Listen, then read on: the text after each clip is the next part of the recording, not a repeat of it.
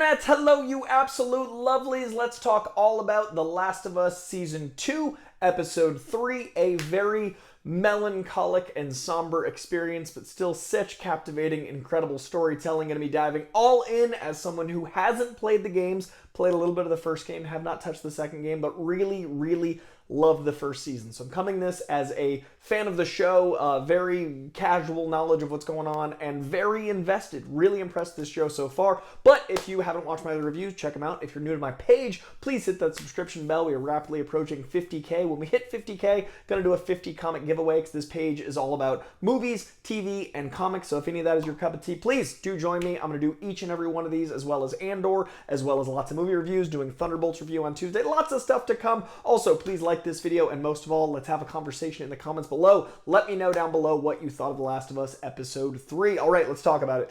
I am so impressed that not only was the second episode so painful and what a daunting, jarring experience it was, but that they were able to make it feel like it had a due amount of weight, but also make it clear that that was going to be a pall that hangs over this whole season. This next episode, bringing in more of Luna as the brother, making sure his presence was so apparent as a brother figure, but also a bit of a paternal figure for Ellie. But then all of the things that Isabella Merced's character has done throughout this season has been so captivating, so endearing. She's so interesting. Every choice she makes is very she's so mysteriously charming. Like, I love that she says just the right thing at just the right time, but doesn't feel like a Deus Ex Machina. She's not like this filler. She's just so captivating and such a Swiss Army knife of what the character needs to be at any given moment. She is a great way for Ellie to connect to Joel through her without that friction that they had those first couple episodes. I love that she was that fill in support system for Joel, but also that friend Ellie, and kind of mediated between them. And now without Joel, she's this incredible right hand woman, and their friction, their little chemistry friction is also still there. Her capability as the one that thinks long game versus short term is really incredible. Thinking of medicine, thinking of supplies versus just weapons, making a path, all these things. None of it ever feels shoehorned in. That's really impressive. Not only is it great writing, but Isabella Merced, what she's able to do there, really great work. I love what the dude, the bigoted guy that gave us that incredible moment at New Year's with the kiss, that dude that judged the two of them. I didn't see it coming. It's such good writing when it's the obvious guy, but you also still don't see it coming. I love that he's the one to really help them out, like pocket aces to get them through. And I think that's also a testament to how good the world building is with these characters, that I care about him wanting to right the wrong of what happened to Joel, but also wanting to help her, and him meaning it, that he was wrong and apologizing. And that handshake, I felt the weight of that. I really love that we earned that moment in 3 episodes. These hour-long episodes, paced apart, a week apart, really give us time to breathe in these characters, so that handshake does feel earned. So his remorse does feel like he cares, not just for Wyoming, not just for Joel, but for all of these different ingredients put together. Really impressed. Also, for me, MVP of this episode, besides Isabella Merced and Bella Ramsey, Catherine O'Hara. Catherine O'Hara coming in as the psychiatrist that is still just kind of a mess. She's always so good at being the one that should not be in control, but has to be a little, ready to lose it at any given point, but also just this grounding force of manic wisdom. I really love what she's doing here. I love that she calls her a liar. I love that Bella Ramsey's Ellie is not someone to trust, and I love that she is playing anger so on the surface that it's clear, but it almost loops back to sincerity. You're like, how much of this letter did she try to mean versus how much was it manipulating? It was manipulating, but did she ever try to feel any of those things? Probably not. And I love that you're looking at things like that with this character. I love that the anger she has when she's manipulating the system of you can't help me. Stop trying to help me. I'm going to say all the things you want me to say, but I'm not going to mean any of them. We both know it. I gotta go. That to me is such a more interesting character than the hundreds of other ways they could have played this character.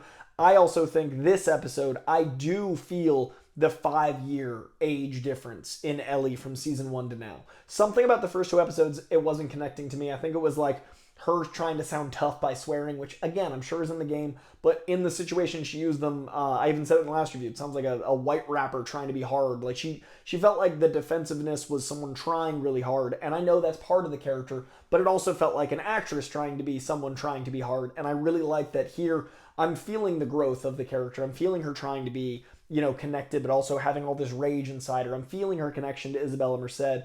I'm feeling all these things so much more from Ellie this episode. I was really impressed with Bella Ramsey this episode. And I'm sure next episode, the way this ends was genius. I thought it was going to be at least 2 episodes of them getting to Seattle. I thought, the journey would be quite a bit. I really liked that with suddenly we're there and now we've got the wolves. I love that it felt so much like the first season, just the beautiful dystopian vistas that The Last of Us has iconography wise. Like the iconography of The Last of Us is overgrown highway, broken apart city in the distance. In first season, it was My Precious Boston. Here, I love that we bring some of that back, but we're getting to the meat of what's to come. We don't waste any time. First 2 episodes being, the death of Joel, and now we're right into Seattle with that great cliffhanger of there are so many more wolves than you thought. This is going to be quite the ordeal, setting the stakes in a very video game-like way. This feels like a video game of these 2 girls against an army. The stakes of this all really incredible, and the way they set it up with Danny Ramirez's Manny giving that the call, and then you just see, and it's very ominous. I also love that we're world building by adding those cult members, that community, and the fact that these are people killing kids. These are bad people. That gives us the ability to see them harmed horribly, which they're going to deserve, not just by killing Joel, but also by the things they did to these cult members and also whatever horrors they've done in the town. They seem just purely militant, which is going to be interesting, but that also means my predictions, I still hold true, that Abby is going to be given a lot of backstory to where we're going to be living with Abby a bit, so we're going to feel the morality gray. We're going to feel the juxtaposition of why Abby did what she did, her father being killed by Joel, but also I think they're going to make us care about her, and thus it's going to be twice as conflicting when inevitably, these 2 girls come at all the wolves and go after Abby as an antagonist. So really interesting point we're at in the story. Lots of stuff going on. Very stunning visually. A lot of moments that felt like a video game. The scene at the graveyard felt right out of a video game. The scene of them with the big wall felt right out of a video game. Her scanning his house. I love that I felt like I was turning the joystick left and right and looking over the woodwork and all those things, opening the box. I felt like that was pressing X. This is framed and directed so well to feel like a video game, but also has so many lived-in TV show moments while also having tons of visuals that I'm familiar with because of playing the first game.